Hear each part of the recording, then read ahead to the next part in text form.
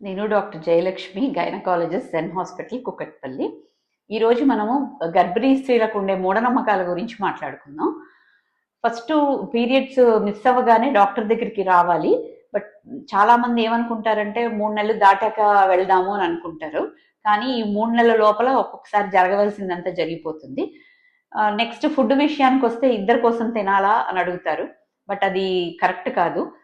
తను రోజు తీసుకునే ఆహారం కన్నా ఒక 350 క్యాలరీస్ ఎక్కువ తీసుకుంటే సరిపోతుంది.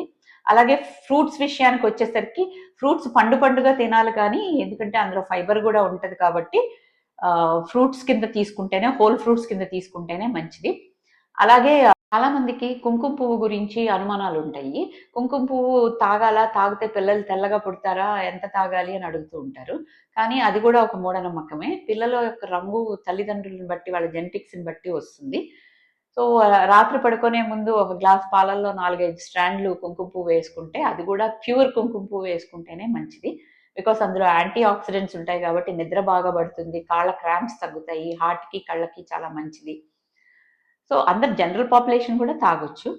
తర్వాత ఆడ, మగ తెలుసుకోవడానికి ఒక్కొక్కసారి కడుపు గుండ్రంగా ఉంటే అమ్మాయి, ఓవల్‌గా ఉంటే అబ్బాయి అని అంటారు. అది కూడా చాలా తప్పు. Thank you.